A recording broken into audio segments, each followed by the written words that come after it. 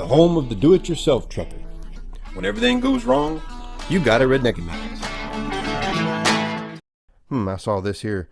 This caught my attention earlier, and I wanted to dive into it a little bit, and it was weird to me, and I was wondering to see where's exactly is this coming from, because it's on CDLLife.com. The headline is "Obscure No Trucks City Ordinance Suddenly Enforced, Baffling Local Truckers." It says trucker residents are worried this new enforcement will prevent them from storing their rigs on their own property. And when I saw that, because I think this has always been an issue for truckers, is that they live in a local area and they're allowed to take their trucks home, even if they're not an owner operator, they're a company driver and they're over the road and they get some home time.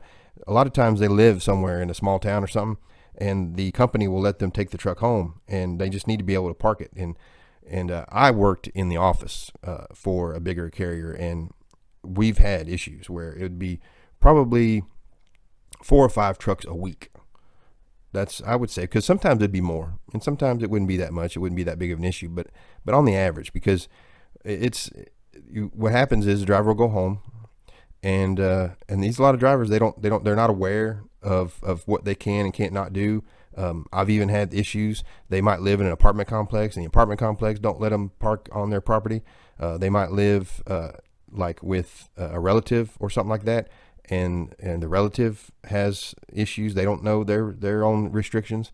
I've spent weekends at relatives' house and friends' house, and I've spent an hour or more debating on where to park near the area. Sometimes we would try to park at a Walmart or a shopping center or something, and it was always trying to be out of the way, away from everybody. It wasn't going to be more than a day or two. I mean, I've even left notes on the steps by the door to say, hey, listen, I'm right down the street. Give me a call. I'll come move it. If I need to, just let me know. I'm just here for the weekend, whatever, So those things like that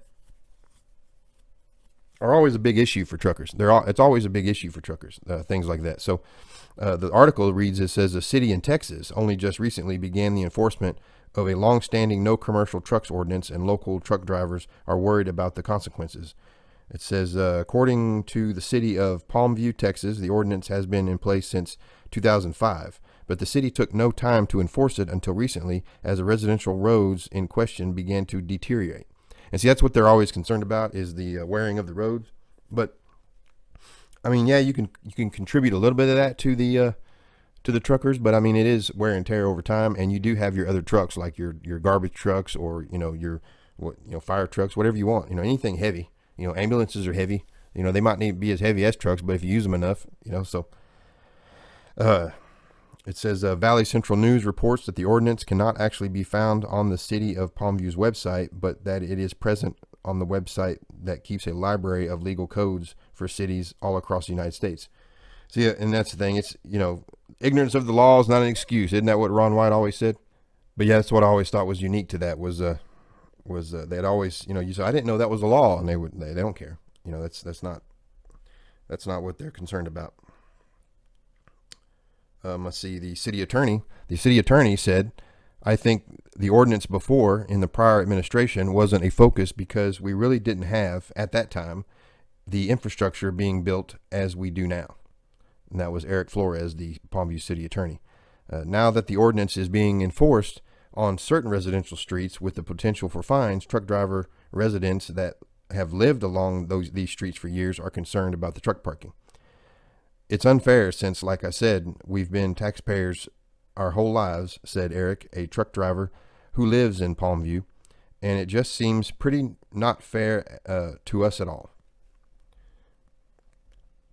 And I think he's right. I mean, I've said that before, is that truck drivers are unique to little communities like that, because it's kind of like having a government job or a big corporation from out of state. The truck driver earns their wages not from the people locally. They earn their wages from everybody across the United States, from different states, different cities, different customers. And then when they generate that revenue, they spend it in their community.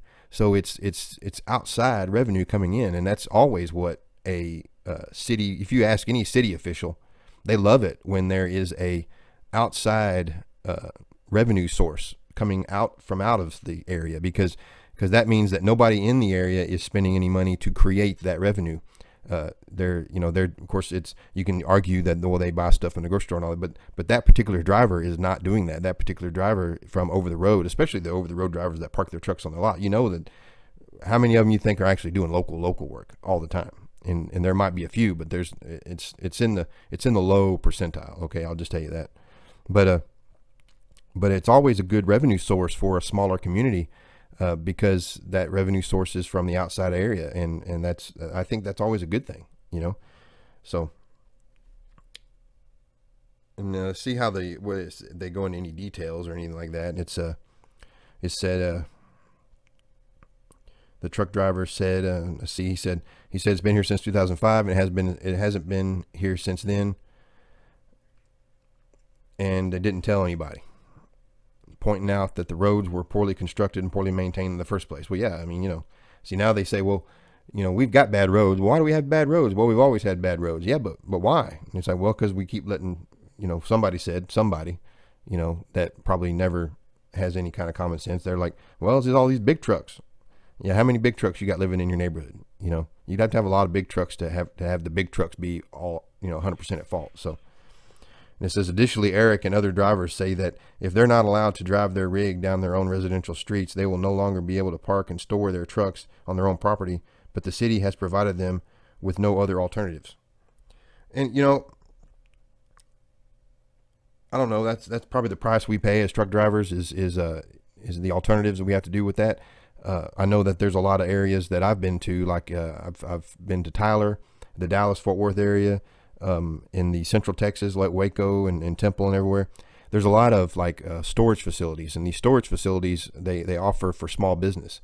So if you're an owner operator, sometimes you would like to have the ability to have the truck stored somewhere where you might be able to access to where you can work on the truck, maybe even have a garage to where you can work on the truck. But a lot of times there are parking lots where you can leave the truck, and yeah, it's sometimes can be inconvenient, but a lot of times it's a godsend, because you are, if you don't have the big property, then you are kind of restricted.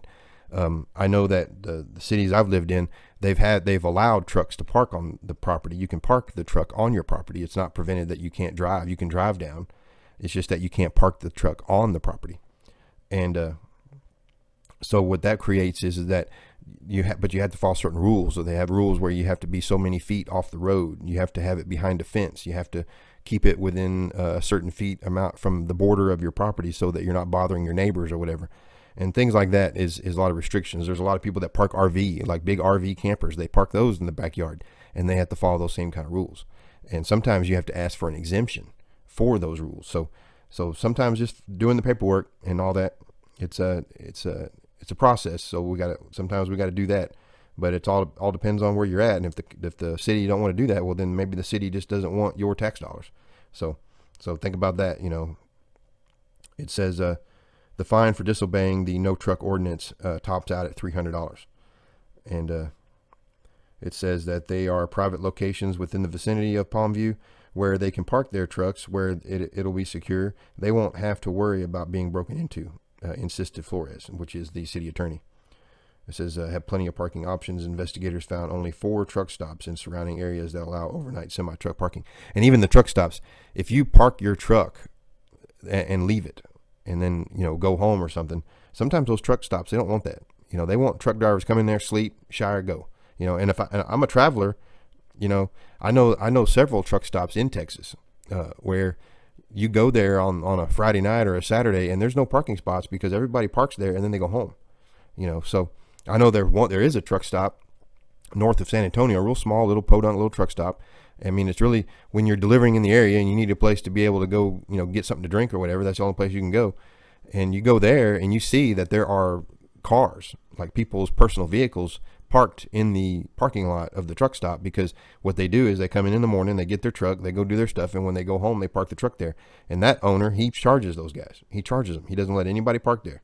And if that's what he wants, that's what he gets. He doesn't have showers, so why would anybody want to park there overnight? But he is right along the interstate. So we said that again, if you're going to be on the interstate, then you kind of have to, allow access to people parking there overnight, just travelers, the truck drivers that are passing through.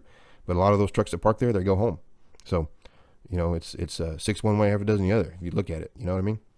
So yeah, that was just one of the things that caught my eye, and I was just talking about it. And I don't know, I see the city's point, but also I don't understand why they don't, you know, if they want the people to be there, they should have some kind of parking. I mean, you know, if there's no store, or if there's like, I mean, come on now, you guys have got this huge parking lot in front of your community center or in front of your city hall, and I know your city hall ain't open on Saturday and Sunday, so, you know, maybe you can have something for the truck drivers to park there during the weekend or overnight or something.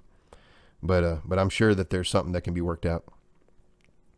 But yeah, that's kind of what things we do here. So we're going to step away, take a little break, and we appreciate everybody from listening. You can call in at 516-387-1733 and hit 1, be part of the conversation. And we appreciate everybody for tuning in. And just don't forget, like I said, subscribe to our YouTube channel and go over there and check us out. We got some great videos over there. And give us a like on Facebook, and we appreciate it. And we'll be right back. Appreciate you.